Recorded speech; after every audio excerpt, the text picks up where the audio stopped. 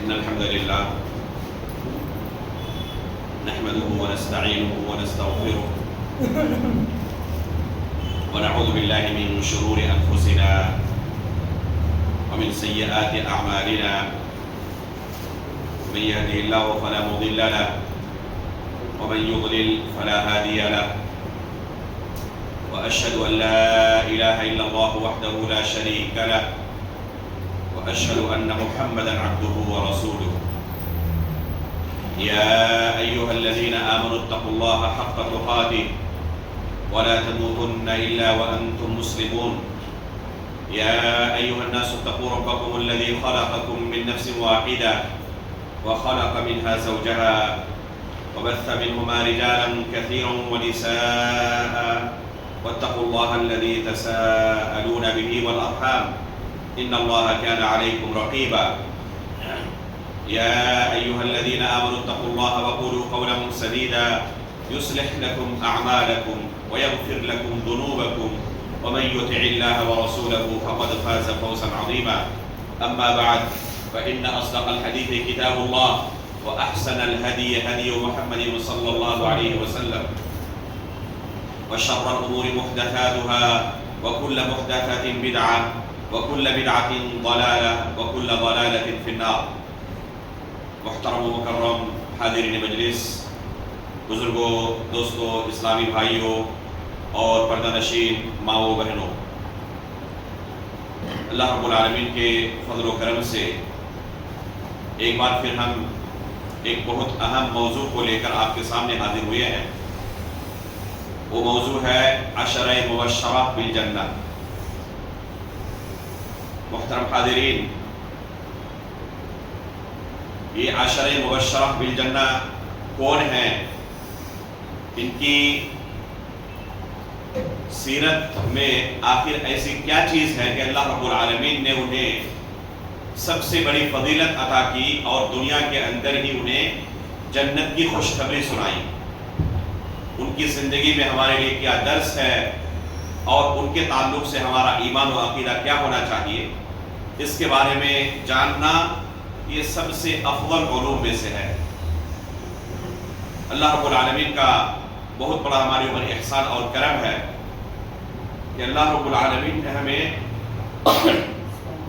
اسلام کی نعمت سے نوازا. یہ اسلام کی نعمت ہمیں انہی صحابہ اکرام کے توسط سے ملی ہے. اللہ رب العالمین نے رسول اللہ صلی اللہ علیہ وسلم کو اپنی شریعت اور اپنا دین دے کر لوگوں کے درمیان مبعوث فرمایا اور آپ کی صحبت کے لیے ایسے لوگوں کا انتخاب کیا جو اگلی پیڑھی تک، اگلی جنریشن تک اس دین کو مکمل امانت داری کے ساتھ پہنچا سکیں. یہ اللہ رب العالمین کا اختیار تھا، انتخاب تھا کہ اپنے نبی کی صحبت کے لیے کن کا انتخاب کرنا ہے، اختیار کرنا ہے. ان لوگوں کے بارے میں اللہ رب العالمین نے خود قرآن کریم کے اندر بیان فرمایا، اولئک الذین امتحن اللہ قلوبہم للتقوی، کہ یہ وہ نفوس قدسیہ ہیں جن کے دلوں کو اللہ رب العالمین نے تقوی و پرہیزگاری کے لیے پرکھ لیا ہے، جانچ لیا ہے. اس کے بعد اللہ رب العالمین نے انہیں اپنی نبی کی صحبت کے لیے انتخاب فرمایا. یہ اللہ رب العالمین کے چنندہ بندے تھے جنہیں اللہ رب العالمین نے شرف اور مقام و مرتبہ عطا فرمایا کہ اللہ کے رسول کی صحبت اختیار کریں. اللہ رب العالمین نے ان کے راستے پر چلنے کا ہمیں حکم دیا ہے. ان کی اگر کوئی اتباع نہ کرے، کسی دوسرے راستے پر چلے، ان کے راستے پر نہ چلے، تو ایسے لوگوں کے لیے اللہ رب العالمین نے جہنم کی وعید سنائی ہے. وَمَن يُشَاقِقِ الرَّسُولَ مِن بَعْدِ مَا تَبَيَّنَ لَهُ الْهُدَى وَيَتَّبِعْ غَيْرَ سَبِيلِ الْمُؤْمِنِينَ نُوَلِّهِ مَا تَوَلَّى وَنُصْلِهِ جَهَنَّمَ وَسَاءَتْ مَصِيرًا. اللہ رب العالمین کا ارشاد ہے کہ جو رسول صلی اللہ علیہ وسلم کی مخالفت کرے، ہدایت واضح ہو جانے کے بعد اور مؤمنوں کے راستے کی اتباع نہ کرے، تو ایسے لوگوں کو ہم ان کے نفس کے سپرد کر دیں گے اور انہیں جہنم رسید کریں گے. تو اللہ کے رسول کی مخالفت پر اللہ رب العالمین نے صرف اکتفا نہیں کیا بلکہ آگے کہا وَيَتَّبِعْ غَيْرَ سَبِيلِ الْمُؤْمِنِينَ، मुमिनों के रास्ते की इत्तिबा ना करने वालों की भी सजा यही है कि वो जहन्नम रसीद हो। आखिर ये मुमिनीन कौन है जिनके रास्ते की इत्तिबा ना करने की ये सजा अल्लाह ने सुनाई है कि वो जहन्नम रसीद होंगे।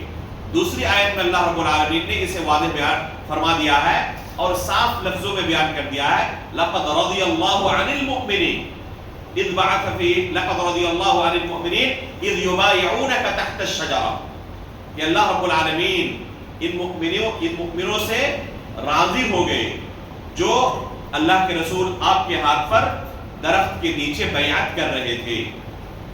यहाँ इस आयत से मुराद बैअत रिज़वान है। सुलह हुदैबिया के मौके पर अल्लाह के रसूल सल्लल्लाहु अलैहि वसल्लम ने सहाबा इकराम से बैअत ली कि जब तक हम उस्मान गनी रज़ियल्लाहु ताला अन्हु के खून का बदला नहीं लेंगे तब तक यहाँ से जाएंगे नहीं।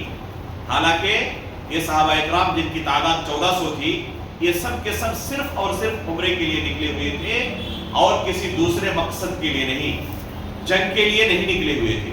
जंग के लिए कोई इंसान निकलता है तो उसकी पूरी तैयारी करता है कि दुश्मनों के साथ हमें मुकाबला करना है, और किसी दूसरे सफर के लिए निकले, तजारत के लिए निकले या उम्रे के लिए, हज के लिए निकले, तो इंसान जंग की तरह तैयारी करके नहीं निकलता। आम हालात में जो लोग सफर के लिए निकलते थे उस जमाने में, तो अपने साथ कुछ हिफाजती हथियार रख लिया करते थे ताकि अचानक अगर किसी से मुकाबला हो जाए तो अपनी हिफाजत कर सके। लेकिन जाहिर सी बात है कि जंग के लिए जिस तरह तैयारी करके एक इंसान निकलता है, आम सफर में उस तरह तैयारी करके नहीं निकलता।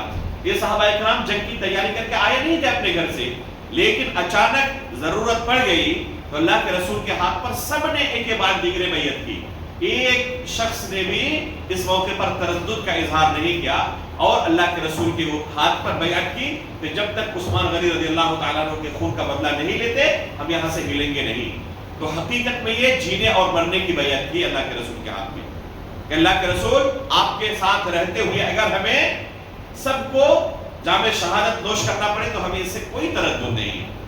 तो अल्लाह रब्बुल आलमीन ने इन सहाबा इकराम से अपनी रज़ामंदी का ऐलान किया और इस कदर खुश हुए कि इनके लिए अल्लाह रब्बुल आलमीन ने क्या फरमाया, लक़द रज़ियल्लाहु अनिल मुमिनीन, कि अल्लाह इन मुमिनों से राजी हो गए। तो अल्लाह रब्बुल आलमीन ने इन्हें मुमिनीन का खिताब अता किया है। कुरान करीम के अंदर अल्लाह रब्बुल आलमीन ने इनके बारे में जन्नत का वादा किया है, वकुल्लु वअदल्लाहुल हुस्ना, कि ये सब के सब ऐसे आली मकाम वाले हैं कि सब के लिए अल्लाह रब्बुल आलमीन ने जन्नत का वादा किया है। तो जितने भी सहाबा इकराम हैं उमूमी तौर पर अल्लाह रब्बुल आलमीन ने उनके लिए जन्नत का वादा किया है, लेकिन कुछ सहाबा इकराम ऐसे इज्जत और शरफ वाले हैं, इतने ऊंचे मकाम और मर्तबा वाले हैं कि अल्लाह के रसूल सल्लल्लाहु अलैहि वसल्लम ने उनके लिए नाम लेकर तायीन के साथ जन्नत का वादा किया। ऐसे भी बाद सहाबा इकराम हैं इतने खुश नसीब कि दुनिया में वो जिंदगी गुजार रहे थे, लोगों के दरमियान चल रहे थे इस जमीन पर, और उनके हाथों में जन्नत का टिकट मौजूद था। आप एक मिनट के लिए यहाँ पर अपनी जिंदगी पर नजर डालें और अपने आसपास रहने वाले लोगों की जिंदगी पर नजर डालें। जो लोग दीनदार नहीं, परहेजगार नहीं, उनकी बात छोड़ ही दें। जो लोग दीनदार हैं, समाज और मुआशरे के अंदर इज्जत की निगाह से देखे जाते हैं, अगर उन्हें कानून से बालातर कर दिया जाए, कह दिया जाए कि हुकूमत की तरफ से जो कवानीन है मुल्क के अंदर, ये लोग इस कानून से बालातर हैं, इन पर कोई कानून नाफिज नहीं होगा। किसी ऑफिस में काम कर रहे हैं, उनके लिए कह दिया जाए कि आपके लिए कोई कानून नहीं है। दूसरे जो वर्कर हैं उनके लिए कानून है कि ऐसे रहना पड़ेगा, इतने बजे हाजिरी होगी, इतने बजे निकलना होगा, इंटरवल इतने टाइम का होगा, ये लिबास आपको पहनना पड़ेगा, इस तरीके से लोगों से मिलना पड़ेगा। हजारों कवानीन होते हैं हर ऑफिस के अंदर, हर इदारे में। अगर उसी इदारे में किसी एक शख्स को कह दिया जाए कि आपके लिए कोई कानून नहीं है, तो क्या ख्याल है वो बंदा इसके बावजूद इन तमाम कवानीन की रियायत करेगा? अगर कह दिया है कि दूसरों के 10 बजे पहुंचना है ऑफिस में, अगर ताखिर हो गई 1 मिनट की, दूसरे लोगों पर कार्रवाई होगी, तनख्वाह काट ली जाएगी, लेकिन एक वर्कर के लिए आपके लिए कोई कानून नहीं है, जब चाहे अपनी मर्जी से आए, जब चाहे जाए। क्या ख्याल है, ये दूसरों की तरह पाबंदी करेंगे इन कानून की? نہیں پائیں گے آپ، اچھے سے اچھے شخص کو بھی نہیں پائیں گے. اگر قانون سے ان کو بالاتر کر دیا جائے تو پھر وہ قانون کی دھجی اڑاتے رہیں گے، اس لیے کہ ان کو قانون کے تحت رکھا ہی نہیں گیا. اللہ رب العالمین نے ان صحابہ اکرام کو ایسے ہی مقام و مرتبہ عطا نہیں کیا تھا. اللہ رب العالمین نے ان کے دلوں کو جانچا تھا، پرکھا تھا کہ یہ اسی لائق ہے کہ ان کو یہ مقام و مرتبہ دیا جائے. ابھی دنیا میں زندگی گزار رہے ہیں، زندگی کا کتنا حصہ باقی ہے، 5 سال 10 سال 20 سال 15 سال کتنے باقی ہے کوئی نہیں کہہ سکتا. ان میں سے بعض صحابہ اکرام نے اچھی خاصی عمر پائی. علی رضی اللہ تعالیٰ عنہ کی وفات کتنے میں ہوئی؟ 40 ہجری میں. اللہ کے رسول صلی اللہ علیہ وسلم کی وفات کے کتنے دن بعد؟ 30 سال کے بعد تقریباً. ایک لمبا عرصہ انہوں نے اس جنت کا پروانہ پانے کے بعد اس دنیا میں زندگی گزاری ہے. لیکن کیا کبھی کسی صحابی نے کہ ہمارے پاس تو جنت کا ٹکٹ پہلے سے موجود ہے، کبھی بھی اس کا استغلال کرنے کی کوشش کی، ناجائز فائدہ اٹھانے کی کوشش کی؟ بلکہ جب اللہ رب العالمین نے انہیں مقام و مرتبہ عطا کیا تو اور زیادہ وہ کہ ہمیں جب اللہ نے اتنا مقام دیا ہے تو ثابت کرے اپنے عمل سے کہ حقیقت میں ہم اس کے مستحق تھے. اس سے پہلے جتنا عمل کرتے تھے، ایک انسان کو جنت جانے کے لیے اللہ رب العالمین نے جن اعمال کا مکلف کیا ہے، دوسرے لوگ جس طرح عمل کرتے ہیں، جب ان کو جنت کی خوشخبری مل گئی نام لے کر تو اور زیادہ یہ ایکٹیو ہو گئے کہ ہم ثابت کریں اپنے عمل سے کہ حقیقت میں ہم اس کے مستحق تھے، ہمیں ایسے ہی فری میں یہ چیز نہیں ملی ہے. تو انہوں نے کبھی بھی اس کا ناجائز فائدہ نہیں اٹھایا، اپنے عمل سے آخری سانس تک ثابت کرتے رہے کہ واقعی وہ اس فضیلت کے مستحق تھے کہ ان کو جنت کا پروانہ عطا کیا جائے. آخر ایسے کتنے صحابہ اکرام ہوں گے جن کو نام لے کر اللہ کے رسول صلی اللہ علیہ وسلم نے لوگوں کے درمیان اعلان کیا ہو کہ یہ جنتی ہے. عشرہ مبشرہ کا جو لقب ہے، اس سے بعض لوگوں کے ذہن میں غلط فہمی پھیلتی ہے کہ صرف وہ 10 صحابہ اکرام ہیں جن کو اللہ کے رسول نے جنت کی خوشخبری سنائی تھی. حالانکہ یہ صحیح نہیں ہے. ایسے بے شمار صحابہ اکرام ہیں جن کو اللہ کے رسول صلی اللہ علیہ وسلم نے جنت کی خوشخبری سنائی تھی اور ان کا شمار عشرہ مبشرہ میں نہیں ہوتا. جیسے کہ عبداللہ بن سلام رضی اللہ تعالیٰ عنہ، اللہ کے رسول نے انہیں جنت کی خوشخبری سنائی، ان کا شمار عشرہ مبشرہ میں نہیں ہوتا. خدیجہ رضی اللہ تعالیٰ عنہ کو اللہ کے رسول صلی اللہ علیہ وسلم نے جنت کی خوشخبری سنائی، عشرہ مبشرہ میں سے وہ نہیں ہے. عکاشہ بن محصن رضی اللہ تعالیٰ عنہ کا واقعہ بہت مشہور ہے. اللہ کے رسول نے ایک دن صحابہ اکرام کو کیا فرمایا کہ 70,000 ایسے لوگ ہوں گے جن کو اللہ رب العالمین بلا حساب و کتاب جنت میں داخل کریں گے. عکاشہ بن محصن رضی اللہ تعالیٰ عنہ کھڑے ہوئے اور کہا اللہ کے رسول میرے لیے دعا کرتے کہ میں ان 70,000 میں سے ہو جاؤں جو بلا حساب و کتاب جنت میں داخل ہوں گے. اللہ کے رسول نے کہا کہ آپ ان میں سے ایک ہیں. دوسرے ایک صحابی اور کھڑے ہوئے، کہ اللہ کے رسول میرے لیے بھی دعا کرتے کہ میں بھی ان میں سے ہو جاؤں. اللہ کے رسول نے کہا سبقک بہا عکاشہ، یہ دروازہ کھولا نہیں جائے گا کہ ہر کوئی اس طرح کھڑا ہوتا رہے اور اپنے آپ کو شامل کراتا رہے. بس ایک چانس تھا، عکاشہ بن محصن تم سے پہلے سبقت کر لے گئے، اب یہ دروازہ کھولا نہیں جائے گا ہر ایک کے لیے. لیکن عکاشہ بن محصن کو تو نام لے کر جنت کی خوشخبری ملی یا نہیں ملی؟ تو اس طریقے سے بے شمار صحابہ اکرام ہیں جن کو اللہ رب العالمین، جن کو رسول اللہ صلی اللہ علیہ وسلم نے نام لے کر جنت کی خوشخبری سنائی تھی. شیخ عبدالعزیز السلمان حفظہ اللہ نے العقیدۃ الواسطیہ کی جو ان کی شرح ہے الکواشف الجلیہ، اس کے اندر ان تمام صحابہ اکرام کی فہرست دلیل کے ساتھ ذکر کیا ہے جن کو اللہ کے رسول نے نام لے کر جنت کی خوشخبری سنائی تھی. اور یہ تعداد انہوں نے کتنی پہنچائی ہے؟ 41 صحابہ اکرام جن کو اللہ کے رسول نے نام لے کر جنت کی خوشخبری سنائی تھی. انہی میں سے یہ 10 صحابہ اکرام ہیں جن کو عشرہ مبشرہ بالجنہ کہا جاتا ہے. جب ان کی تعداد بے شمار ہے، 40 سے زیادہ ہے، تو ان کو صرف عشرہ مبشرہ کیوں کہا جاتا ہے؟ باقی کا نام کیوں نہیں لیا جاتا؟ ایک سوال آ سکتا ہے. اس کی وجہ یہ ہے کہ ایک ہی مجلس کے اندر اللہ کے رسول نے ان 10 لوگوں کا نام لیا تھا اور کہا تھا ابو بکر فی الجنہ، عمر فی الجنہ، عثمان فی الجنہ، علی فی الجنہ، وعبد الرحمن بن عوف فی الجنہ، وابو عبیدہ عامر بن الجراح فی الجنہ، وطلحہ فی الجنہ، وزبیر فی الجنہ، وسعید بن زید فی الجنہ، وسعد بن ابی وقاص فی الجنہ. نام لے کر اللہ کے رسول نے ان تمام 10 لوگوں کا اعلان فرمایا کہ یہ 10 جنتی ہے. تو چونکہ ایک ہی مجلس میں اللہ کے رسول نے ان 10 لوگوں کا نام لے کر کہا کہ یہ جنتی، یہ جنتی، یہ جنتی، یہ جنتی، اس لیے مشہور ہو گئے عشرہ مبشرہ بالجنت سے. ورنہ حقیقت میں دیکھا جائے تو یہ تعداد لمبی ہے، یہ فہرست طویل ہے جن کو اللہ کے رسول نے نام لے کر جنت کی خوشخبری سنائی ہے الگ الگ موقعوں پر. ان میں سے آپ پائیں گے کہ خصوصاً عشرہ مبشرہ والے اور ان میں سے بھی خصوصاً خلفائے راشدین کو اللہ کے رسول نے صرف ایک مرتبہ جنت کی خوشخبری نہیں سنائی ہے، بے شمار مرتبہ اللہ کے رسول نے جنت کی خوشخبری سنائی. صرف ایک مرتبہ کی بات نہیں ہے. اسی حدیث میں تو ایک مرتبہ ہو گیا، نام لے کر سب کا کہا کہ ابو بکر فی الجنہ، عمر فی الجنہ کہہ کے 10 لوگوں کا نام ذکر کیا. اس حدیث کے بھی راوی کون ہے؟ دیکھیں اللہ تعالیٰ نے کیسے ان کو یہ مقام دیا ہے. اس حدیث کے راوی خود سعید بن زید رضی اللہ تعالیٰ عنہ. اس حدیث کے راوی سعید بن زید رضی اللہ تعالیٰ عنہ، اور وہ ان میں سے ایک ہے جن کا نام اللہ کے رسول نے ذکر کیا. 10 لوگوں میں سے وہ خود ایک ہے، سعید بن زید رضی اللہ تعالیٰ عنہ.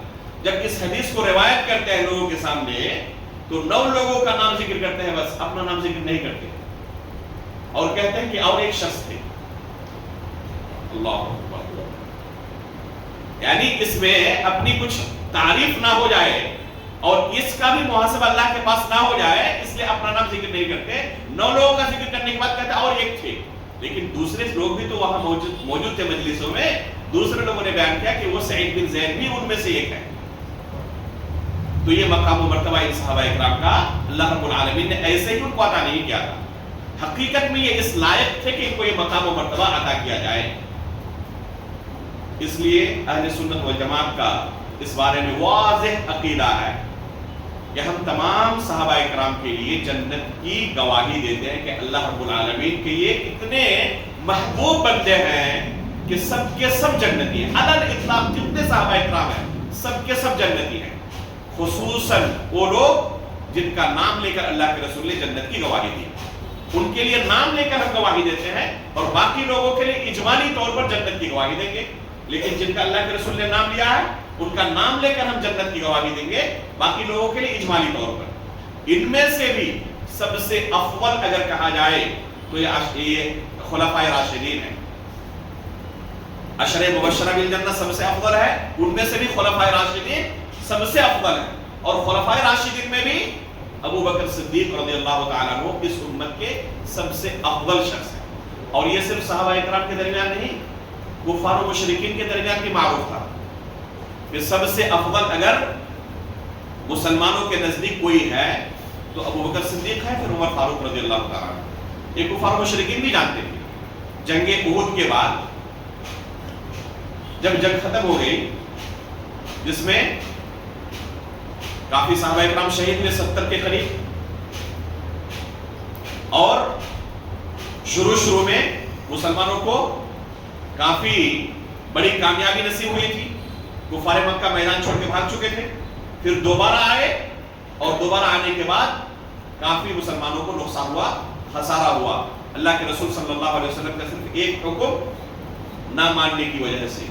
یہ صحابہ اکرام اگر جن کے لیے اللہ نے جنت کی خوشخبری سنائی ہے، اللہ کے رسول کے ایک حکم کو نہ ماننے کی وجہ سے، اور وہ بھی اجتہادی غلطی کی وجہ سے، اگر اس قدر خسارے میں مبتلا ہو سکتے ہو تو ہم اور آپ جن کی کوئی حیثیت ہی نہیں، دن و رات اللہ کے رسول اور اللہ رب العالمین کی مخالفت کرتے رہے تو کوئی سزا نہیں ہونی چاہیے. اللہ رب العالمین نے کیا دی؟ ان کو تنبیہ کے طور پر 70 صحابہ اکرام اس غزوے میں شہید ہوئے. جب جنگ ختم ہو گئی، ابو سفیان جو اس وقت مکہ والوں کی طرف سے کمانڈر بن کر آئے ہوئے تھے، لشکر کے یہ سردار تھے، کمانڈر تھے، جب جانے لگے میدان سے تو اونچی آواز میں کہا افی القوم محمد. اللہ کے رسول، ابو بکر صدیق، عمر فاروق ایک ساتھ سب موجود ہیں.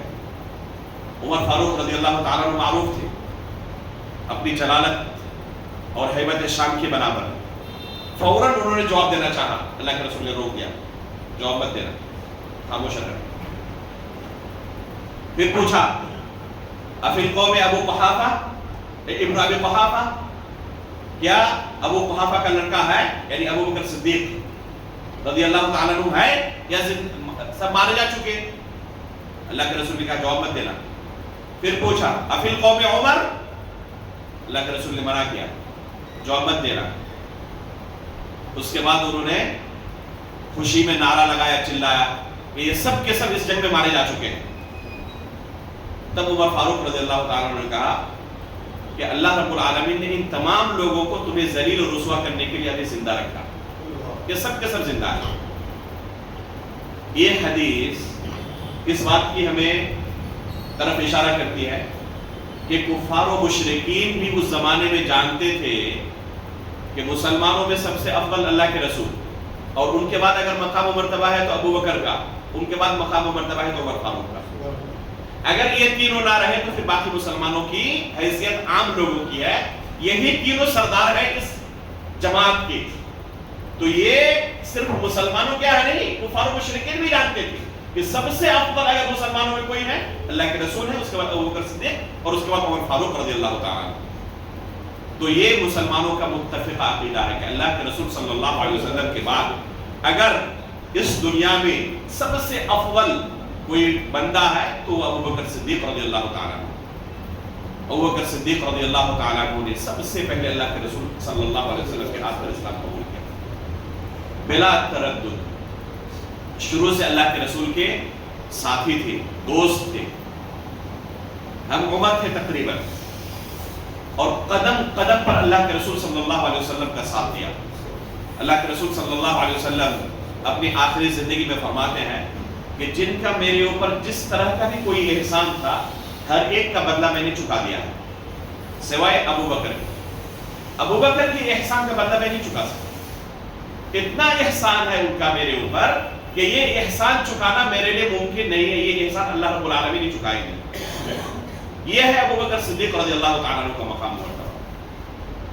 جو ان کے دل میں ایمان تھا، ان کے دل میں جو تصور تھا اللہ کے رسول اور اللہ رب العالمین کو لے کر، دوسرے لوگ اس مقام تک پہنچ ہی نہیں سکتے. جنگ تبوک کے موقع پر اللہ کے رسول صلی اللہ علیہ وسلم نے اعلان کیا کہ ابھی ہمیں ضرورت ہے تعاون کی. مسلمانوں کی تعداد کافی زیادہ ہے اور ہمارے پاس ساز و سامان کی کافی قلت ہے، اور جو دشمن ہے وہ انتہائی طاقتور ہے. لہذا اس موقع پر ہمیں سخت تعاون کی ضرورت ہے. جن کے پاس جو کچھ ہے حاضر کرو. عمر فاروق رضی اللہ تعالیٰ عنہ کہتے ہیں کہ جب بھی کوئی موقع آتا ہم کوشش کرتے ابو بکر صدیق سے آگے بڑھنے کی، لیکن کبھی بھی یہ ممکن نہیں ہوتا کہ ابو بکر صدیق سے آگے بڑھ جائے.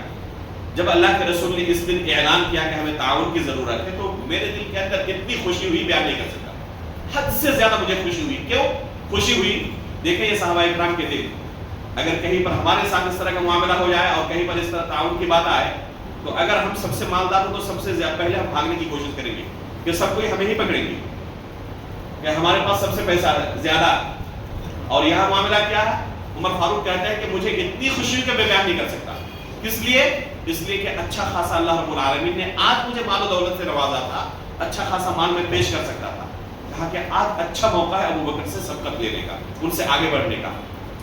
چنانچہ اللہ کے رسول صلی اللہ علیہ وسلم کے قدموں میں لا کر جو کچھ تھا ادھر اس کا آدھا حصہ لا کر ڈال دیا.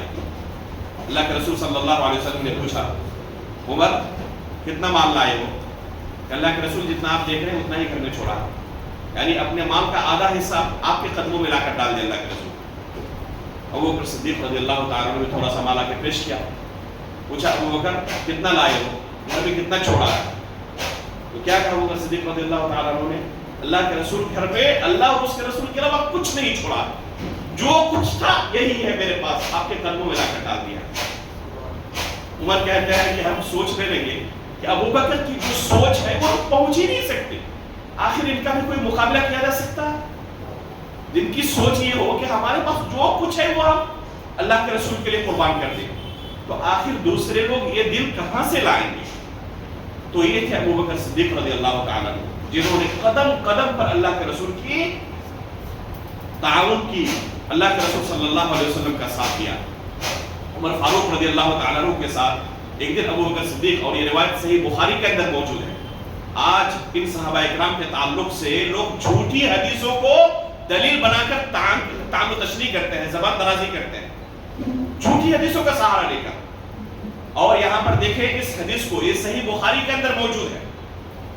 عمر فاروق رضی اللہ تعالیٰ عنہ کے ساتھ ابو بکر صدیق رضی اللہ تعالیٰ عنہ کا ایک مسئلے میں اختلاف ہو گیا. ابو بکر صدیق رضی اللہ تعالیٰ عنہ نے انہیں کچھ کہہ دیا جس سے عمر فاروق رضی اللہ تعالیٰ عنہ ناراض ہو گئے. فوراً ان کو احساس ہوا کہ مجھے ان کے تعلق سے یہ بات نہیں کہنی چاہیے تھی. فوراً ان سے معافی طلب کرنے لگے، مجھے معاف کر دیں، آپ کو میں نے غلط کہہ دیا. عمر فاروق رضی اللہ تعالیٰ عنہ نے انکار کر دیا کہ میں معاف نہیں کروں گا. جب انہوں نے انکار کر دیا تو ابو بکر صدیق رضی اللہ تعالیٰ عنہ وہاں سے فوراً بھاگے اللہ کے رسول صلی اللہ علیہ وسلم کے پاس. جیسے ہی اللہ کے رسول صلی اللہ علیہ وسلم کے پاس ابھی حاضر ہو رہے ہیں، اللہ کے رسول دور سے دیکھ کر اپنے اس ساتھی، اپنے اس دوست کا چہرہ دیکھ کر اندازہ لگا لیتے ہیں کہ معاملہ آج گڑبڑ ہے. وَأَمَّا صَاحِبُكُمْ فَقَدْ غَامَرَ، صحیح بخاری کا لفظ ہے. اللہ کے رسول صرف دور سے دیکھ کر اپنے دوست کے دل کا حال جان لیتے ہیں اور کہتے ہیں وَأَمَّا صَاحِبُكُمْ فَقَدْ غَامَرَ. آج ابو بکر کا حال کچھ دوسرا ہے. کسی سے یقیناً کسی سے الجھ کر آ رہے ہیں، کسی سے لڑ کر آ رہے ہیں. اللہ کے رسول صلی اللہ علیہ وسلم کے پاس جا کر بیٹھ گئے اور کہنے لگے اللہ کے رسول، عمر کے ساتھ میری کچھ کہا سنی ہو گئی، میں نے انہیں کچھ سخت کہہ دیا، مجھے احساس ہوا کہ میں نے غلطی کر دی. ان سے معافی طلب کرنے لگا لیکن انہوں نے انکار کر دیا کہ میں معاف نہیں کروں گا آپ کو. اللہ کے رسول صلی اللہ علیہ وسلم کا چہرہ بگڑنے لگا. عمر فاروق رضی اللہ تعالیٰ عنہ اس طرف دوسری طرف فوراً انہیں احساس ہوا کہ میں نے یہ اچھا نہیں کیا. ابو بکر ہے، انہوں نے معافی بھی طلب کی پھر بھی میں نے انکار کر دیا، یہ تو بہت غلط ہو گیا میرے لیے، یہ میں نے اچھا نہیں کیا. فوراً بھاگے ابو بکر صدیق رضی اللہ تعالیٰ عنہ کے گھر، جا کے پوچھا اثما ابا بکر، کیا گھر میں ابو بکر موجود ہیں؟ کہا کہ نہیں ہے گھر میں، ادھر تو نہیں آئے. سمجھ گیا اگر یہاں نہیں ہے تو کہاں ہوں گے. وہ بھی جانتے تھے کہ اگر یہاں نہیں ہے تو کہاں ہوں گے. پھر فوراً اللہ کے رسول صلی اللہ علیہ وسلم کے دربار میں دیکھا کہ ابو بکر صدیق رضی اللہ تعالیٰ عنہ پہلے سے وہاں موجود ہے اور اللہ کے رسول صلی اللہ علیہ وسلم کا چہرہ بگڑنے لگا. ابو بکر صدیق رضی اللہ تعالیٰ عنہ اللہ کے رسول کے چہرے کو دیکھ کر اندازہ لگا لیتے ہیں کہ اللہ کے رسول سخت غصے میں آ چکے ہیں، جلال میں آ چکے ہیں. اللہ کے رسول سے بار بار التجا کرنے لیتے ہیں، اللہ کے رسول ظالم میں تھا، غلطی مجھ سے ہوئی تھی، انا کنت اظلم یا رسول اللہ، غلطی میری تھی اللہ کے رسول، عمر کی کوئی غلطی نہیں تھی. بار بار ابو بکر صدیق رضی اللہ تعالیٰ عنہ اللہ کے رسول سے التجا کرنے لگے کہ اللہ کے رسول عمر کو کچھ نہ کہنے، اللہ کے رسول غلطی میری ہے. یہاں پر دیکھیں، یہاں پر محاکمے کی ضرورت نہیں ہے، عدالت قائم کرنے کی ضرورت نہیں ہے کہ کن کی غلطی ہے اور کن کی غلطی نہیں ہے. خود ابو بکر کہہ رہے ہیں کہ غلطی میری اللہ کے رسول. کسی چیز کی ضرورت ہے سند سے ثابت کرنے کی کہ یہ غلط کام کیا تھا یا نہیں کیا تھا؟ خود اقرار کر رہے ہیں کہ اللہ کے رسول غلطی میری ہے، بار بار کہہ رہے ہیں. اس کے باوجود اللہ کے رسول صلی اللہ علیہ وسلم کیا کہتے ہیں؟ اللہ کے رسول کا چہرہ بگڑ جاتا ہے اور کہتے ہیں کہ جب میں نے تمہارے سامنے دعوت پیش کی تھی، اسلام پیش کیا تھا، تم تمام لوگوں نے کہا تھا کہ آپ جھوٹ بول رہے ہیں. ابو بکر تھے جنہوں نے کہا کہ اللہ کے رسول آپ سچ بول رہے ہیں. تمام لوگوں نے میری مخالفت کی، ابو بکر نے میرا ساتھ دیا تھا. جب میرے پاس کوئی نہیں تھا، میرا ساتھ دینے والا کوئی نہیں تھا، یہ پہلے دن سے میرے ساتھ کھڑے رہے. اور آج جب بہت بڑی تعداد ہو چکی ہو تب تم آئے ہو، ابو بکر کے مقام تک تو پہنچ سکتے ہو. فَهَلْ أَنْتُمْ تَارِكُوا لِي صَاحِبِي، اللہ کے رسول اس جملے کو دہرائے. فَهَلْ أَنْتُمْ تَارِكُوا لِي صَاحِبِي، کیا میرا چہرہ دیکھ کر میرے ساتھی کو معاف نہیں کر سکتے؟ میری وجہ سے میرے ان صحابہ اکرام کو تم کچھ انہیں مارجن نہیں دے سکتے؟ تو یہ ہے اللہ کے رسول صلی اللہ علیہ وسلم کا فیصلہ. اگر صحیح سند سے بھی کوئی ثابت ہو کر دے کہ فلاں صحابی نے یہ کام کیا تھا، فلاں صحابی نے یہ کام کیا تھا، تب بھی ہم تسلیم نہیں کر سکتے اسے. اللہ کے رسول نے تسلیم نہیں کیا تو ہم کو تسلیم کر لیں؟ اللہ کے رسول نے کیا فرمایا؟ فَهَلْ أَنْتُمْ تَارِكُوا لِي صَاحِبِي، کیا میری وجہ سے میرے ان صحابہ اکرام کو نہیں بخش سکتے، میرے اس دوست کو بخش نہیں سکتے؟ تو اگر کسی صحابی سے کوئی غلطی سرزد ہو بھی جائے تو اللہ کے رسول کی وجہ سے ہمیں انہیں بخش دینا چاہیے اور اپنی زبان خاموش رہنی چاہیے. اور یہاں معاملہ کیا ہے؟ یہاں معاملہ یہ ہے کہ جھوٹی روایتوں کا سہارا لے کر ان صحابہ اکرام پر طعن و تشنیع کیا جاتا ہے. ابو بکر صدیق رضی اللہ تعالیٰ عنہ، عمر فاروق رضی اللہ تعالیٰ عنہ کی فضیلت کے بارے میں ان کے مقام و مرتبے کے لیے بیان کیا جائے گھنٹوں کی ضرورت ہے۔ چند ان کی سیرت میں سے جو اللہ کے رسول صلی اللہ علیہ وسلم نے ان کے لیے بیان فرمایا تھا، چند احادیث انشاءاللہ اسی مختصر وقت میں آپ کے سامنے بیان کروں گا۔ آج کے درس میں چونکہ ایک درس میں ممکن نہیں ہوگا، خلفائے راشدین کے تعلق سے چند احادیث آپ کے سامنے پیش کروں گا، اور پھر انشاءاللہ 2 ہفتے کے بعد 24 اگست کو اسی کا دوسرا حصہ آپ کے سامنے پیش کیا جائے گا، باقی 6 صحابہ کرام کے متعلق جن کو اللہ کے رسول نے جنت کی خوشخبری سنائی تھی۔ ابو بکر صدیق رضی اللہ تعالیٰ عنہ کے تعلق سے اللہ کے رسول صلی اللہ علیہ وسلم فرماتے ہیں، لو كنت متخذا خلیلا لاتخذت ابا بکر خلیلا، اگر میں دنیا میں کسی کو اپنا دوست بناتا تو ابو بکر کو اپنا دوست بناتا، ولیکن اخی و صاحبی، لیکن ابو بکر میرے بھائی ہیں، میرے دوست ہیں، میرے ساتھی ہیں۔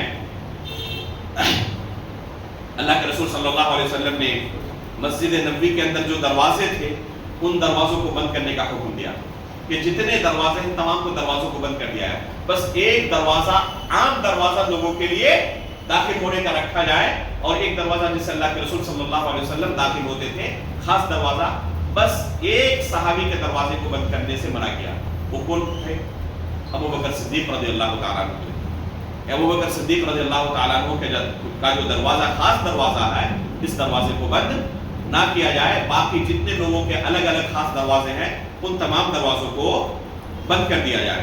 اللہ کے رسول صلی اللہ علیہ وسلم کو ابو بکر صدیق اور عمر فاروق رضی اللہ تعالیٰ عنہ پر اتنا بھروسہ تھا کہ ایک دن اللہ کے رسول اپنے صحابہ کے سامنے بیٹھے ہوئے تھے، کہا اللہ کے رسول صلی اللہ علیہ وسلم نے ایک گائے کا تذکرہ کرتے ہوئے کہ اس کے اوپر ایک شخص نے سواری کر لی، تو اس گائے نے کہا اس سواری کرنے والے سے کہ اللہ رب العالمین نے مجھے سواری کرنے کے لیے پیدا نہیں کیا ہے، مجھے اللہ رب العالمین نے کھیتی باڑی کے لیے پیدا کیا ہے۔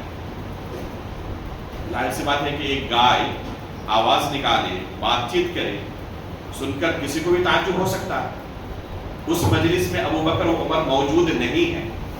اللہ کے رسول یہ واقعہ بیان کرنے کے بعد کیا کہتے ہیں، اور یہ واقعہ صحیح بخاری کے اندر موجود ہے۔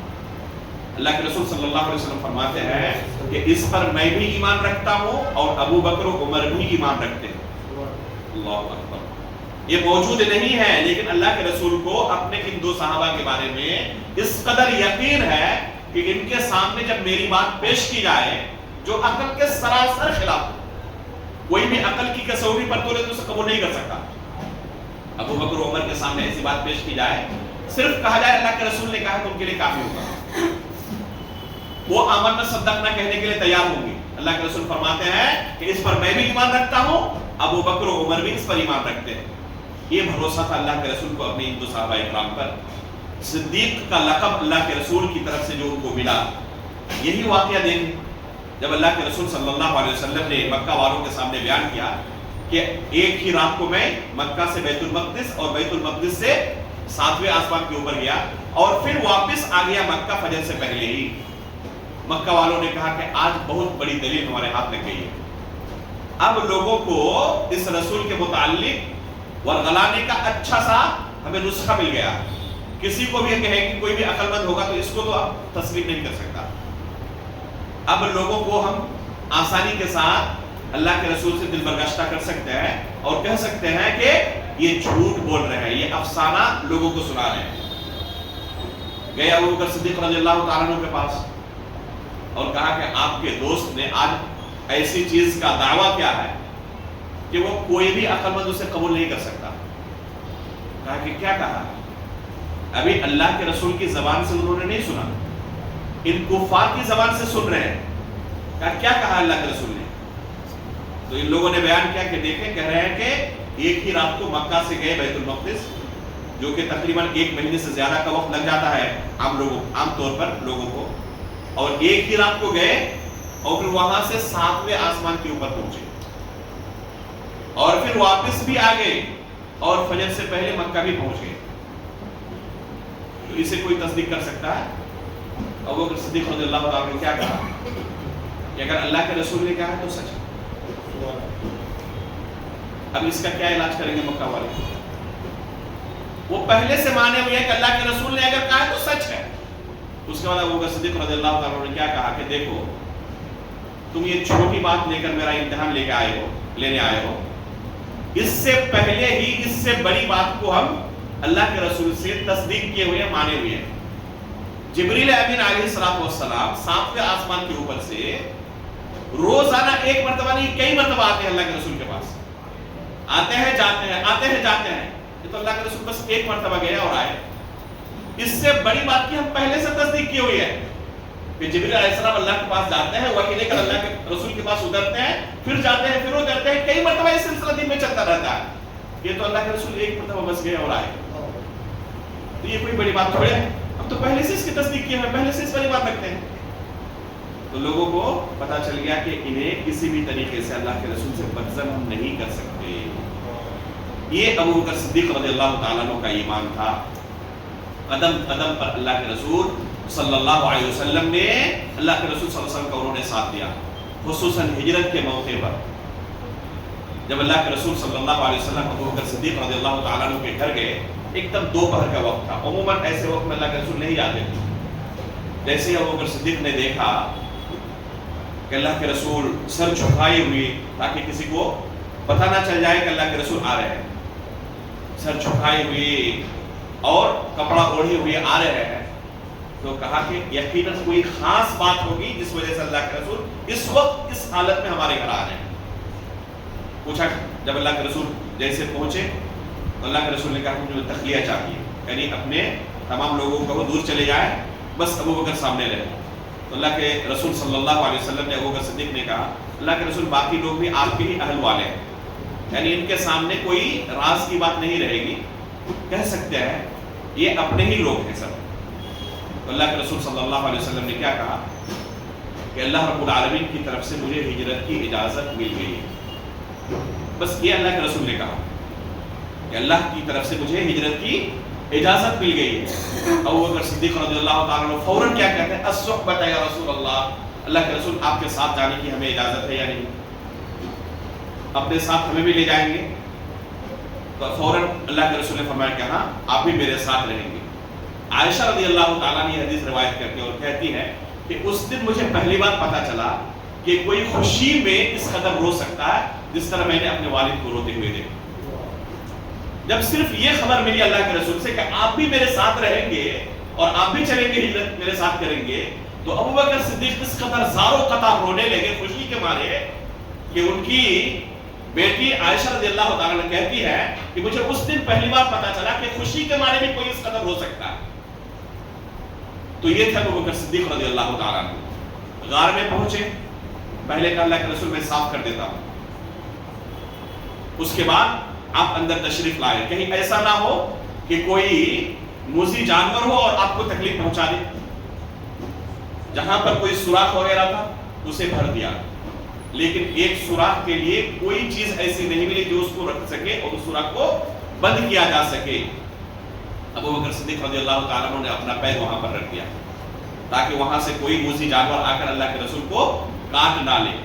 اللہ کے رسول کو اس کے بعد آواز دی کہ اللہ کے رسول تشریف لائے۔ اللہ کے رسول صلی اللہ علیہ وسلم تشریف لائے اور ابو بکر صدیق رضی اللہ تعالیٰ عنہ کے سر گود پر سر رکھ کر سو گئے، اور اسی دوران ایک بچھو آ کر ان کے پیر میں ڈنک مار دیا۔ اس کا زہر اتنا تیز تھا کہ ابو بکر صدیق اپنی آنکھوں پر کنٹرول نہیں کر سکے اور آنکھوں سے آنسو جاری ہو گئے۔ اس کے باوجود اتنا گوارا نہیں کہ اللہ کے رسول کے نیند میں خلل واقع ہو جائے، لیکن آنکھوں سے آنسو گرتے ہوئے اللہ کے رسول کے چہرے پر جیسے گرا، فوراً اللہ کے رسول بیدار ہو گیا اور کہا کہ کیا معاملہ؟ اتنا بھی انہیں گوارا نہیں تھا کہ اللہ کے رسول کو تکلیف پہنچے۔ کہا کہ اس طرح بچھو نے شاید ڈنک مار دیا ہے۔ تو یہ ابو بکر صدیق رضی اللہ تعالیٰ عنہ تھے جو اللہ کے رسول کے ساتھ سفر ہجرت میں شامل رہے۔ قرآن کریم کے اندر اللہ رب العالمین نے اس واقعے کو بیان کیا ہے۔ ثانی اثنین اذ ہما فی الغار، صحابہ اکرام میں سے زید رضی اللہ تعالیٰ عنہ کا نام صراحت کے ساتھ قرآن میں آیا ہے، لیکن ابو بکر صدیق رضی اللہ تعالیٰ عنہ کا تذکرہ قرآن میں کئی جگہ پہ آیا ہے، صراحت کے ساتھ نہیں، صفت کے ساتھ، اور وہاں پر واضح ہے کہ یہ صفت ابو بکر صدیق رضی اللہ تعالیٰ عنہ کے لیے ہی ہے، جیسے کہ یہ آیت ہے ثانی اثنین اذ ہما فی الغار. تمام علماء کا اس بارے میں اجماع ہے کہ یہاں ثانی اثنین سے مراد ابو بکر صدیق اور اللہ کے رسول صلی اللہ علیہ وسلم ہیں. یہی دونوں غار میں تھے، ان کے علاوہ کوئی غار میں نہیں تھے. اللہ کے رسول صلی اللہ علیہ وسلم سے اس قدر محبت تھی اور اللہ کے رسول کو بھی اپنے اس صحابے سے اس قدر محبت تھی. جب اللہ کے رسول کو پوچھا کہ اللہ کے رسول دنیا میں سب سے محبوب آپ کے نزدیک کون ہے، تو فرمایا عائشہ. کہا کہ ہم مردوں میں سے پوچھنا چاہتے ہیں، عورتوں میں سے نہیں. تو کہا کہ ان کے والد محترم یعنی ابو بکر صدیق رضی اللہ تعالیٰ عنہ. پوچھا ان کے بعد کون ہے، کہا کہ ان کے بعد عمر فاروق رضی اللہ تعالیٰ عنہ. اور پھر کئی لوگوں کا اس کے بعد نام ذکر کیا، لیکن صراحت کے ساتھ دو لوگوں کا نام ملتا ہے. اللہ کے رسول صلی اللہ علیہ وسلم کے پاس ایک شخص آیا اور پوچھنے لگا اللہ کے رسول قیامت کب قائم ہوگی. انس بن مالک رضی اللہ تعالیٰ عنہ اس حدیث کے راوی ہیں اور اس حدیث کے اندر ہمارے لیے بہت بڑا درس ہے. خواتین بھی غور سے سنیں. اللہ کے رسول کے پاس ایک شخص آ کر کیا پوچھتے ہیں، متی الساعۃ یا رسول اللہ، اللہ کے رسول قیامت کب قائم ہوگی. تو اللہ کے رسول نے پوچھا ماذا اعددت لها، قیامت کے لیے آپ نے تیاری کیا کی ہے. یعنی یہ سوال اہم نہیں کہ قیامت کب قائم ہوگی، اس سے اہم سوال یہ ہے کہ قیامت کے لیے ہماری تیاری کیا ہے. اس لیے کہ ایک شخص کی اگر آج وفات ہو جائے اور قیامت 1,00,000 سال کے بعد ہو، اسے کوئی فائدہ ہوگا؟ وہ تو دنیا سے گزر چکے. تو جس کی وفات ہو گئی اس کے لیے قیامت صغریٰ قائم ہو گئی. اللہ کے رسول نے کہا اصل یہ چیز ہے کہ تم نے قیامت کے لیے کیا تیاری کی ہے، اس پر فوکس کرو. کب قیامت قائم ہوگی اس پر تمہیں بہت زیادہ دھیان دینے کی ضرورت نہیں ہے، کیونکہ انسان اپنی وفات کے بارے میں جانتا نہیں کب اس کی وفات ہوگی، لیکن ہوگی ضرور. اس دنیا سے اسے رخصت ضرور ہونا ہے، قیامت قائم ضرور ہوگی. اس شخص نے جواب میں کیا کہا، اللہ کے رسول بہت زیادہ تو میرے پاس کوئی عمل نہیں ہے، کوئی تیاری نہیں ہے، البتہ ایک عمل میرے پاس ہے جو قابل ذکر ہے. وہ کیا؟ میں اللہ اور اس کے رسول سے محبت کرتا ہوں. میں اللہ سے اور اس کے رسول سے محبت کرتا ہوں. تو اللہ کے رسول نے کہا انت مع من احببت، جس کے ساتھ آپ کی محبت ہے قیامت کے دن انہی کے ساتھ آپ رہو گے. انس بن مالک رضی اللہ تعالیٰ عنہ اس حدیث کا راوی ہے. فرماتے ہیں کہ اسلام قبول کرنے کے بعد سب سے زیادہ ہم صحابہ اکرام کو اگر خوشی حاصل ہوئی تھی کبھی تو اس حدیث کو سن کر ہوئی تھی. اس کے بعد کہتے ہیں کہ اس لیے کہ ہم اللہ سے، اس کے رسول سے اور ابو بکر و عمر سے محبت کرنے والے ہیں. انس بن مالک رضی اللہ تعالیٰ کیا کہتے ہیں، اللہ سے، اس کے رسول سے اور ابو بکر و عمر سے محبت کرنے والے ہیں. اس لیے مجھے پوری امید ہے کہ انشاءاللہ جنت میں انہی کے ساتھ رہوں گا.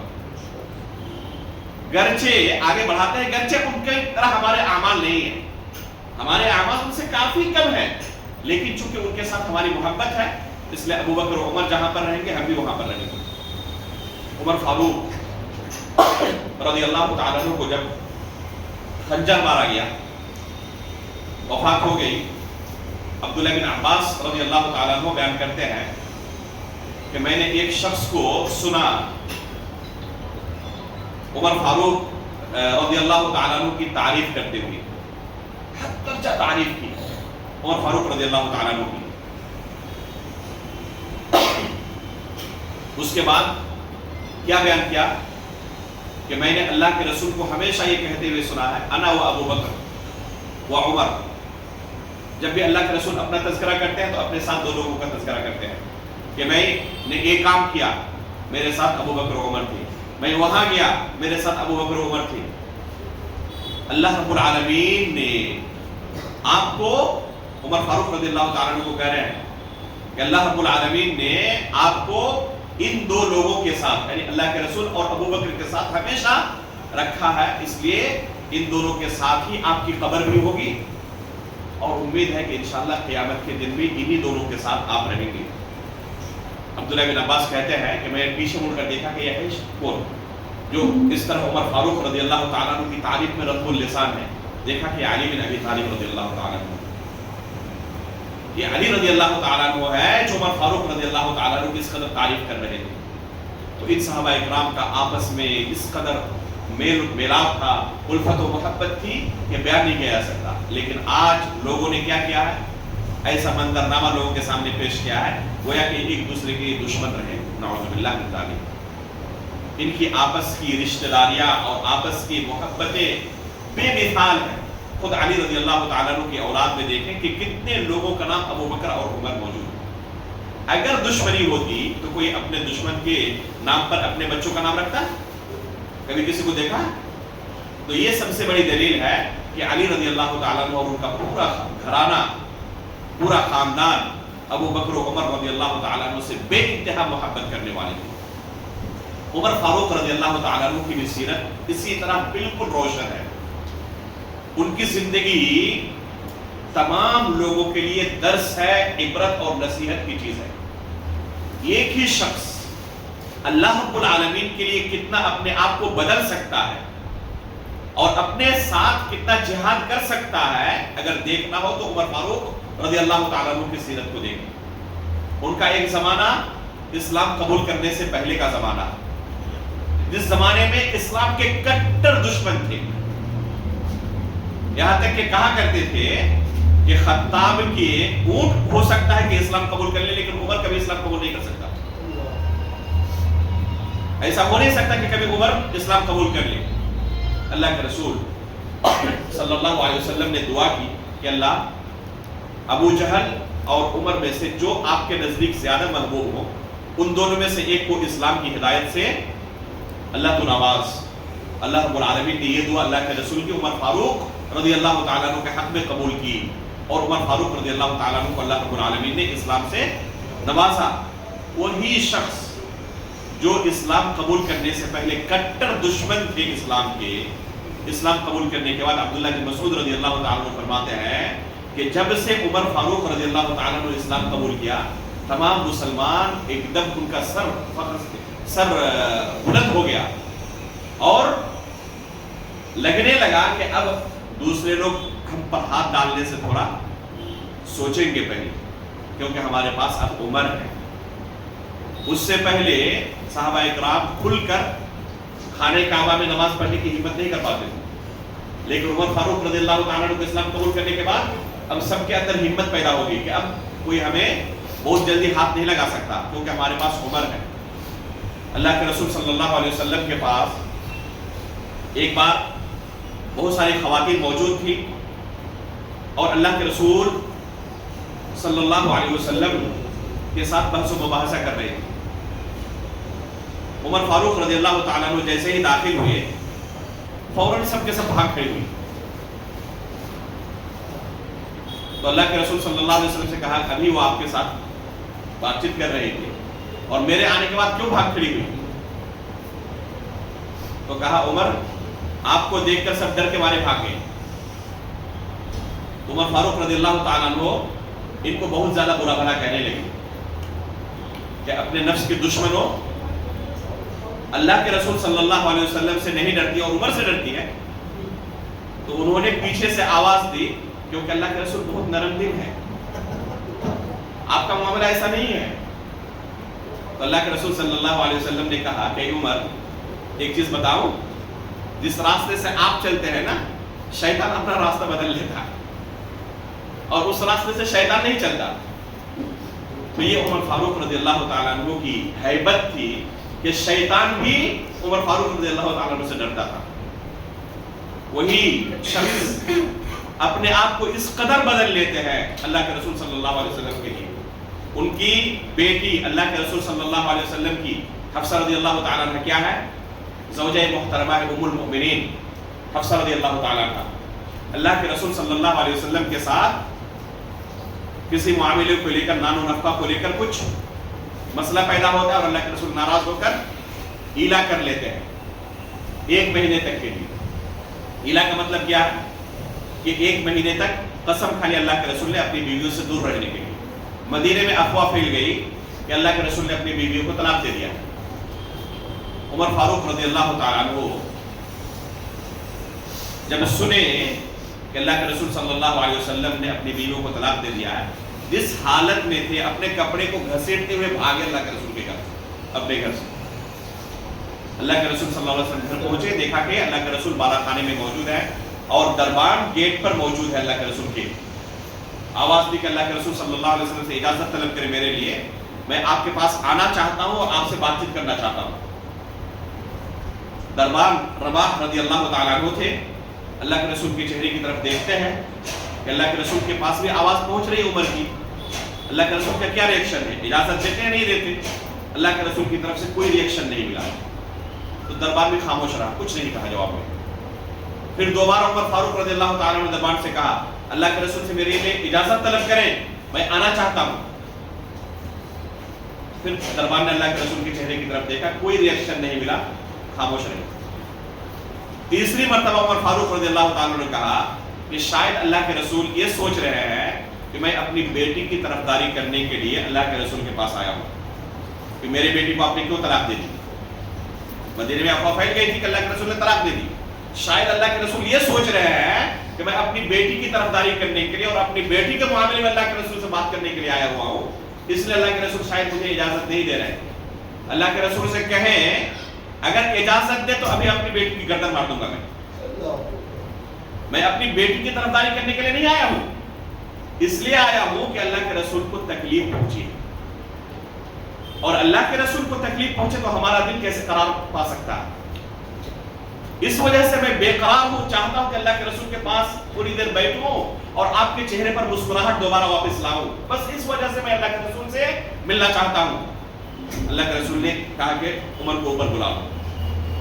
عمر فاروق رضی اللہ تعالیٰ عنہ گئے اور کوشش میں لگے رہے کہ اللہ کے رسول کے چہرے پر مسکراہٹ آ جائے، یہاں تک کہ کامیاب ہو گئے. اللہ کے رسول صلی اللہ علیہ وسلم مسکرانے لگے، تب وہاں سے رخصت ہوئی. وہی شخص جو اسلام قبول کرنے سے پہلے اس قدر کٹر تھے، اسلام قبول کرنے کے بعد اللہ کے رسول صلی اللہ علیہ وسلم کے لیے ہمیشہ جان قربان کرنے کے لیے تیار رہتے، بلکہ دوسروں کی جان لینے کے لیے تیار رہتے.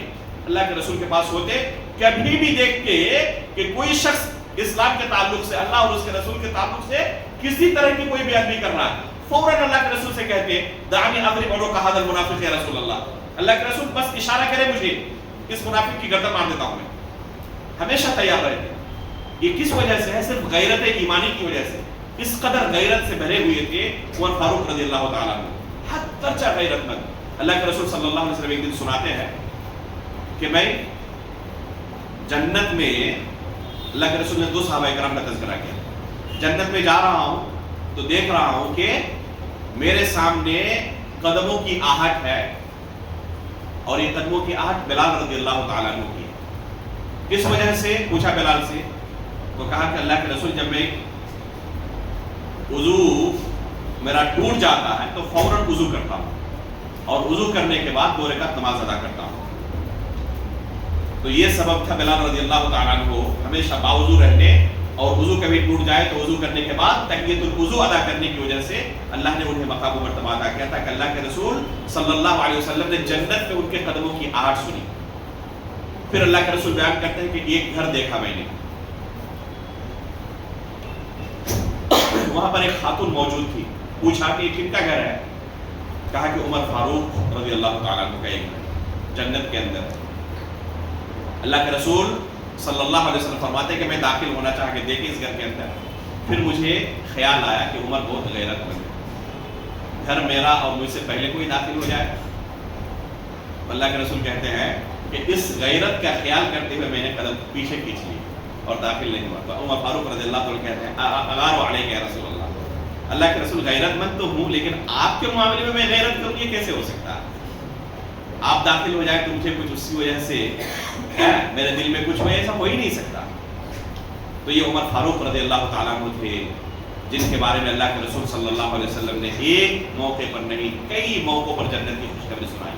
ابو موسیٰ اشعری رضی اللہ تعالیٰ عنہ کہتے ہیں کہ اللہ کے رسول ایک دن باغ میں بیٹھے ہوئے تھے اور کہا کہ ابھی ایک شخص داخل ہوگا وہ جنتی ہے. کون داخل ہوئے؟ ابو بکر صدیق رضی اللہ تعالیٰ عنہ. کہا کہ اسے جنت کی خوشخبری سناؤ. آئے، کہا کہ اللہ کے رسول نے آپ کو جنت کی خوشخبری سنائی. پھر کہا کہ ابھی ایک شخص اور داخل ہوں گے، وہ جنتی ہیں، انہیں جنت کی خوشخبری سناؤ. کون داخل ہوئے؟ عمر فاروق رضی اللہ تعالیٰ عنہ داخل ہوئے. پھر عثمان غنی رضی اللہ تعالیٰ عنہ داخل ہوئے، اللہ کے رسول نے انہیں بھی جنت کی خوشخبری سنائی اور کیا کہا، علی بلوى تصیبہ، کہ عثمان رضی اللہ تعالیٰ عنہ بھی جنتی ہے لیکن ان کی زندگی میں مصیبتیں آئیں گی اور انہیں مصیبتوں کا سامنا کرنا پڑے گا۔ تو اللہ کے رسول نے ان تینوں صحابہ اکرام کو جنت کی خوشخبری سنائی، خصوصاً عثمان غنی رضی اللہ تعالیٰ عنہ کے متعلق کیا کہا کہ انہیں مصیبتوں کا سامنا کرنا پڑے گا۔ اللہ کے رسول صلی اللہ علیہ وسلم احد پہاڑی پر کھڑے ہیں، آپ کے ساتھ ابوبکر صدیق ہے، عمر فاروق ہے اور عثمان غنی رضی اللہ تعالیٰ عنہ۔ پہاڑ لرزنے لگا، اللہ کے رسول فرماتے اثبت یا احد فإن علیک نبی وصدیق وشہیدان، اثبت یا احد، اے احد اپنی جگہ پر برقرار رکھ، مت ہل، ابھی تمہارے اوپر ایک نبی، ایک صدیق اور 2 شہید کھڑے ہیں۔ نبی اللہ کے رسول تھے، صدیق ابوبکر صدیق ہے، اور یہ 2 شہید کون ہیں؟ ایک عمر فاروق رضی اللہ تعالیٰ عنہ اور دوسرے عثمان غنی رضی اللہ تعالیٰ عنہ۔ ان دونوں کو اللہ کے رسول صلی اللہ علیہ وسلم نے اپنی زندگی کے اندر ہی یہ خوشخبری سنا دی تھی کہ ان کو شہادت کی موت نصیب ہوگی۔ عمر فاروق رضی اللہ تعالیٰ عنہ دعا کرتے تھے، اللہ مجھے شہادت کی موت نصیب فرما اور مدینے کے اندر موت نصیب فرما۔ صحابہ کرام تعجب کرتے تھے کہ یہ کیسے ممکن ہو سکتا ہے کہ مدینے کے اندر موت نصیب ہو اور وہ بھی شہادت کی؟ تو مدینے کے اندر یہ تو دور دور تک آثار نظر نہیں آتے کہ کبھی مستقبل میں جنگ ہو سکتی ہے، اس لیے کہ مدینہ اسلامی کنٹری ہو چکا ہے عمر فاروق رضی اللہ تعالیٰ عنہ کے زمانے میں، یہاں تک کہ جو یہود تھے ان تمام کو بھی عمر فاروق رضی اللہ تعالیٰ عنہ نے کھدیڑ دیا تھا اور سب کو باہر کر دیا تھا، کسی ایک کو مدینے کے اندر رہنے کی اجازت نہیں دی تھی۔ تو یہ کیسے ہو سکتا ہے کہ مدینے کے اندر وفات ہو اور وہ بھی شہادت کی موت؟ جب عمر فاروق رضی اللہ تعالیٰ عنہ کی وفات ہوئی تو صحابہ اکرام کو ان کی دعا کے بارے میں پتا چلا کہ اللہ رب العالمین نے کس طریقے سے ان کی دعا قبول کی، کہ اللہ کے رسول صلی اللہ علیہ وسلم کے اس پر مصلی پر عمر فاروق رضی اللہ تعالیٰ عنہ کی شہادت ہوئی ہے۔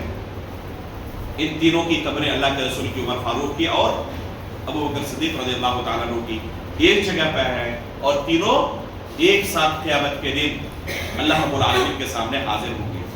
عثمان غنی رضی اللہ تعالیٰ عنہ کی فضیلت بے شمار ہے، انہوں نے جو کچھ ان کا اللہ رب العالمین کی طرف سے دیا ہوا مال تھا اسلام کے راستے میں دل کھول کر خرچ کیا۔ اللہ رب العالمین نے جو کچھ ان کو مال و متاع سے نوازا تھا بھرپور اسلام کی خدمت میں انہوں نے اس مال کا خرچ کیا، اور اللہ کے رسول صلی اللہ علیہ وسلم نے جب بھی کسی مال کا مطالبہ کیا عثمان غنی رضی اللہ تعالیٰ عنہ نے تردد نہیں کیا۔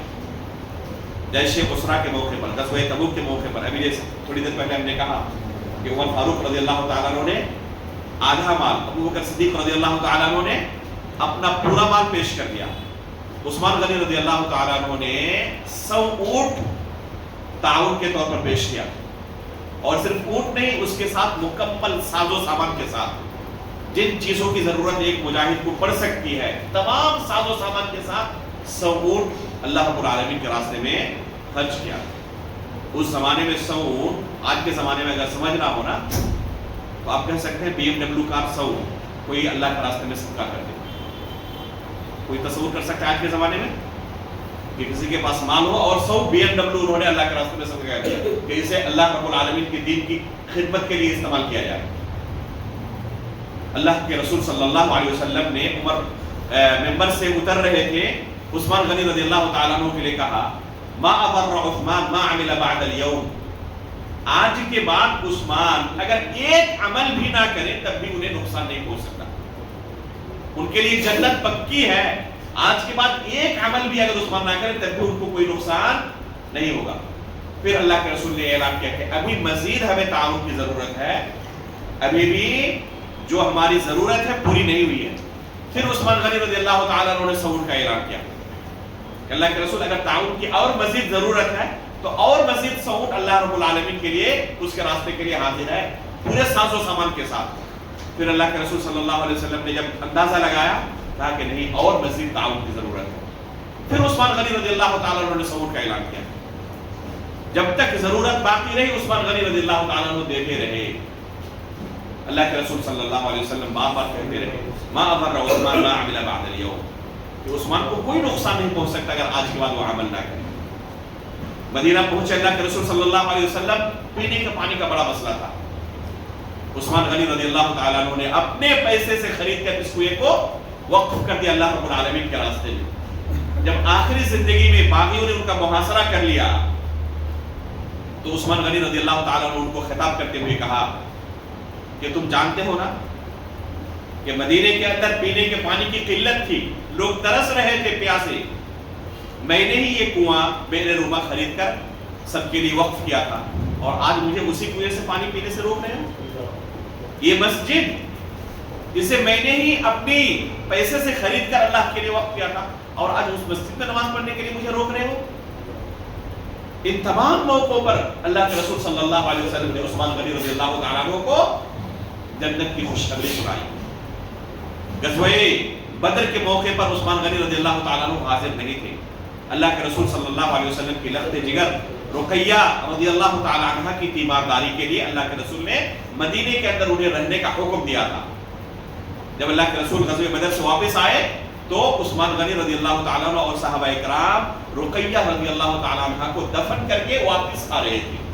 اللہ کے رسول صلی اللہ علیہ وسلم دیکھ نہیں سکے اپنے اس لخت جگر کو، وفات پا گئی۔ اللہ کے رسول صلی اللہ علیہ وسلم نے اپنی دوسری بیٹی ام کلثوم کو ان کی زوجیت میں دی، اسی وجہ سے ان کا لقب ذو النورین ہے۔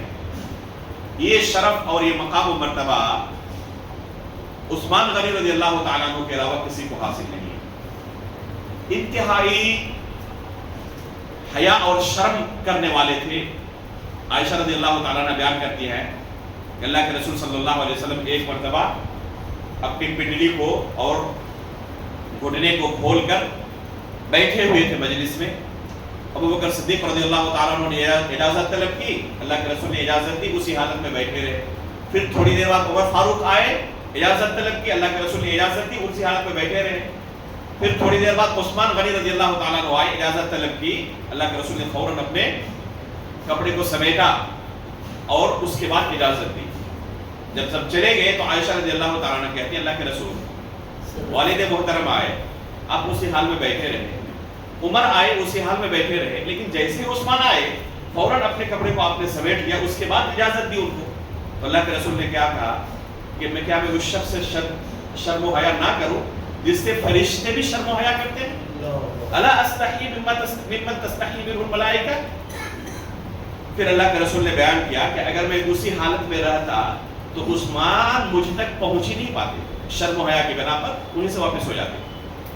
اس قدر شرم و حیا والے تھے عثمان غنی رضی اللہ تعالیٰ۔ چوتھے خلیفہ ہیں علی بن ابی طالب رضی اللہ تعالیٰ عنہ۔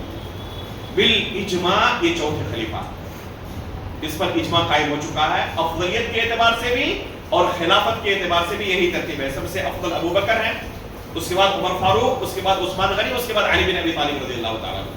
خلافت میں بھی ان کا یہی درجہ ہے کہ سب سے پہلے خلیفہ ابو بکر صدیق، اس کے بعد عمر فاروق، اس کے بعد عثمان غنی، اس کے بعد علی بن ابی طالب رضی اللہ تعالیٰ عنہ۔ علی بن ابی طالب رضی اللہ تعالیٰ عنہ سب سے پہلے اللہ کے رسول کے ہاتھ پر اسلام قبول کرنے والے۔ جیسے ہی اللہ کے رسول صلی اللہ علیہ وسلم نے ان کے سامنے اسلام پیش کیا بغیر کسی تردد کے، صرف 10 سال عمر تھی اس وقت علی رضی اللہ تعالیٰ عنہ کی۔ 10 سال کا ایک بچہ کس طرح آج کل کھیل رہا ہوتا ہے سڑک میں، کچھ ہوش و حواس اسے نہیں ہوتا، علی رضی اللہ تعالیٰ عنہ شروع سے اللہ کے رسول صلی اللہ علیہ وسلم کی تربیت میں تھے۔ پوری زندگی خود اللہ کے رسول نے ان کی تربیت کی ہے، علی رضی اللہ تعالیٰ عنہ کی۔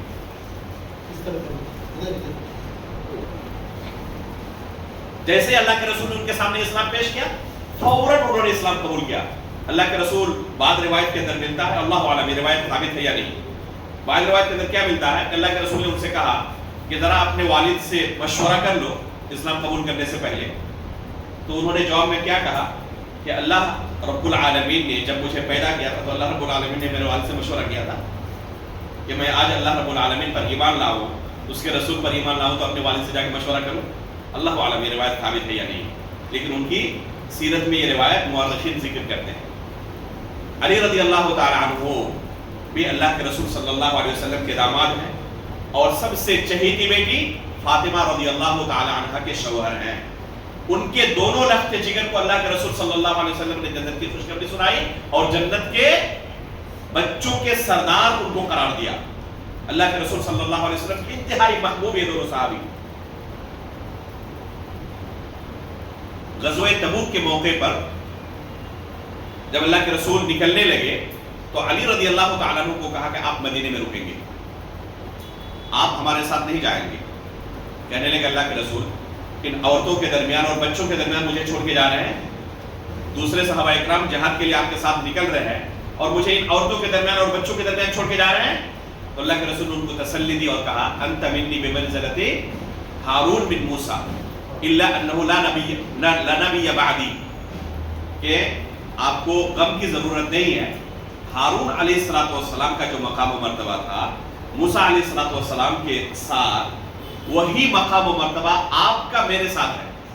اس دین کے اندر وہی مقام اللہ نے آپ کو دیا ہے جو ہارون علیہ السلام کو موسیٰ علیہ السلام کے زمانے میں ملا تھا.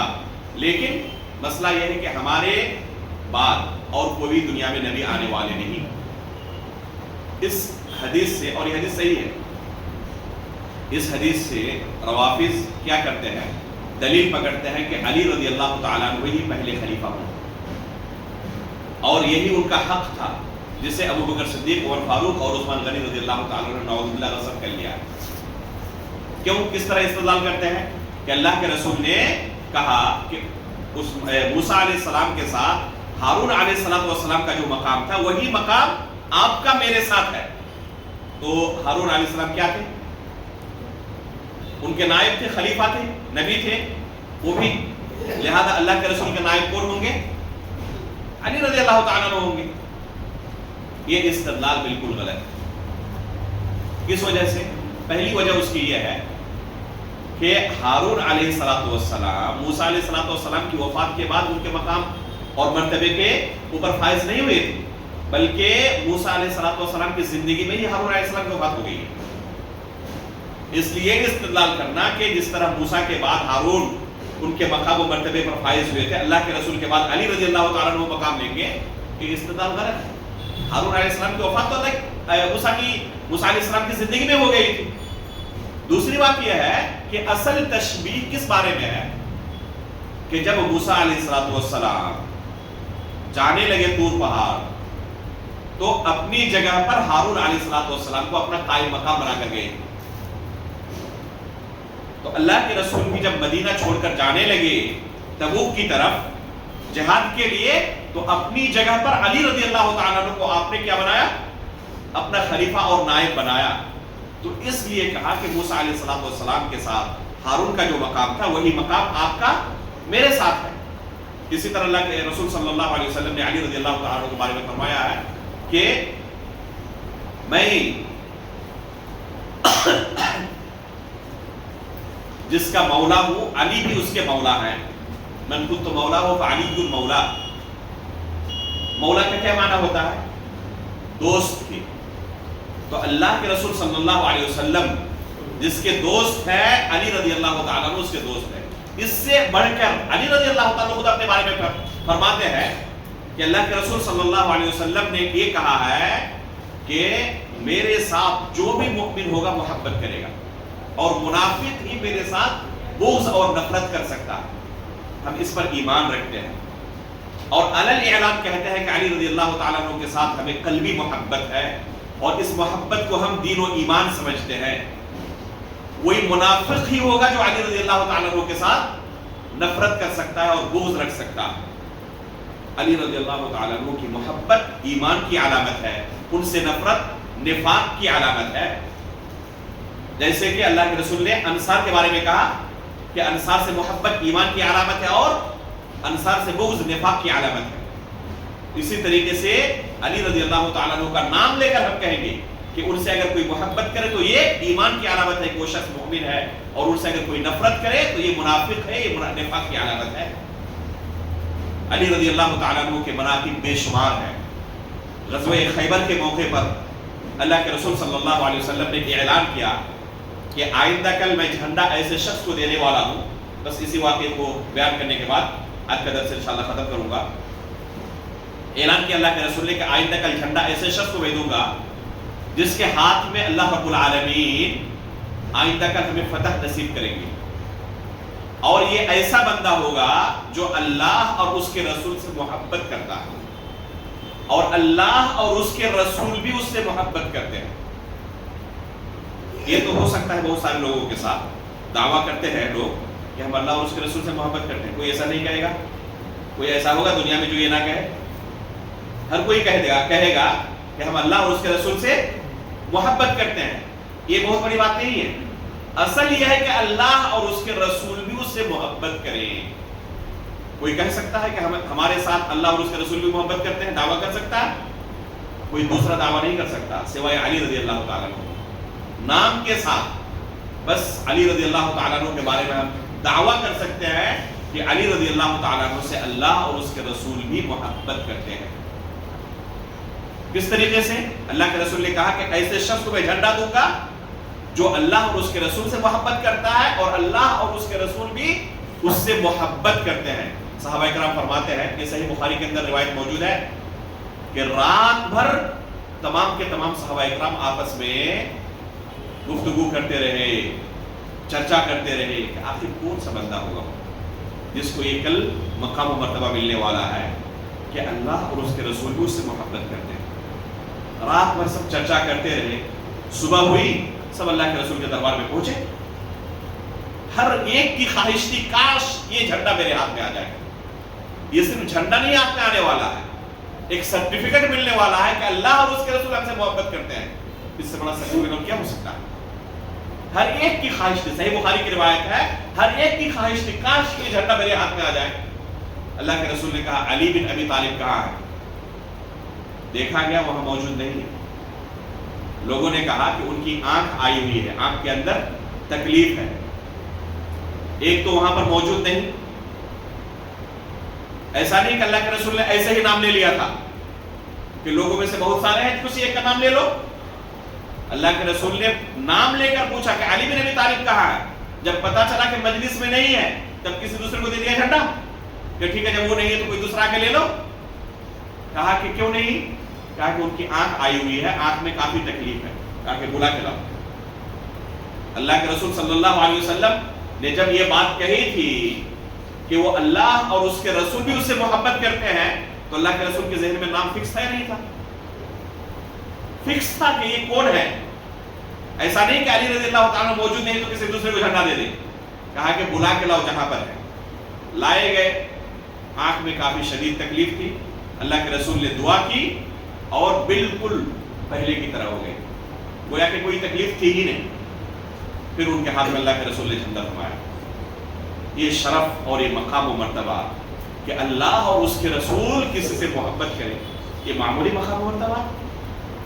علی رضی اللہ تعالیٰ عنہ کی فضیلت میں جو احادیث آئی ہوئی ہے بے شمار ہے، بلکہ بعض سلف صالحین کہا کرتے تھے کہ کسی دوسرے صحابی کی فضیلت میں اتنی احادیث نہیں آئی ہوئی ہے جتنی احادیث علی رضی اللہ تعالیٰ عنہ کی فضیلت میں آئی ہوئی ہے۔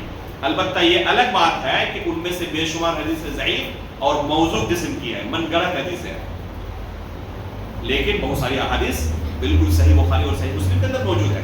جیسے جو احادیث آپ کے سامنے ہم نے بیان کی یہ سب کے سب صحیح احادیث ہیں۔ یہ حدیث جو آخر میں ہم نے بیان کی یہ صحیح بخاری کے اندر موجود ہے، اور علی رضی اللہ تعالیٰ عنہ کی شان اس سے کہیں زیادہ اعلیٰ و ارفع ہے کہ ان کی فضیلت بیان کرنے کے لیے ہمیں جھوٹی حدیثوں کا سہارا لینا پڑے۔ صحیح حدیثیں اتنی بے شمار ہے کہ ہمیں جھوٹی حدیثوں کی کوئی ضرورت ہے ہی نہیں۔ یہ چار صحابہ کرام ہیں جن کو خلفائے راشدین کہا جاتا ہے، جن کے بارے میں اہل سنت والجماعت کا یہ عقیدہ ہے کہ اس امت کے اندر اللہ کے رسول صلی اللہ علیہ وسلم کے بعد سب سے افضل شخص یہی چاروں لوگ ہیں، ابو بکر صدیق، عمر فاروق، عثمان غنی اور علی بن ابی طالب رضی اللہ تعالیٰ عنہ۔ انشاءاللہ اگلے درس میں باقی 6 لوگوں کی سیرت کا مختصر تعارف آپ کے سامنے پیش کیا جائے گا۔ عبد الرحمن بن عوف رضی اللہ تعالیٰ عنہ، ابو عبیدہ عامر بن الجراح رضی اللہ تعالیٰ عنہ، سعد بن ابی وقاص رضی اللہ تعالیٰ عنہ، سعید بن زید رضی اللہ تعالیٰ عنہ اور طلحہ اور زبیر رضی اللہ تعالیٰ عنہ۔ ان 6 صحابہ اکرام کی سیرت کا مختصر تعارف اگلے درس میں پیش کیا جائے گا، اور بہت انٹرسٹ ہے ان کی سیرت میں، بڑا یعنی کوئی شخص ان کی سیرت پڑھتا رہے घंटों गुजर जाए उन्हें एहसास नहीं होगा कि कितना वक्त गुजर चुका है। इंशाअल्लाह उनकी सीरत में से अहम वाक़यात को आपके सामने अगले दर्स में हम बयान करने की कोशिश करेंगे। अल्लाह रब्बुल आलमीन से हम दुआ करते हैं कि अल्लाह रब्बुल आलमीन इन तमाम सहाबा इकराम की मोहब्बत हमारे दिलों के अंदर डाल दे और क़यामत के दिन इन्हीं के साथ क़यामत के दिन हमारा हश्र हो, नबीयीन, सिद्दीकीन, शुहदा व सालिहीन के साथ अल्लाह रब्बुल आलमीन जन्नतुल फिरदौस के अंदर हमें जमा फरमाए। आमीन तक़ब्बल या रब्बल आलमीन व सल्लल्लाहु अला नबीना मुहम्मद सुब्हानक अल्लाहुम्मा व बिहम्दिका अशहदु अन ला इलाहा इल्ला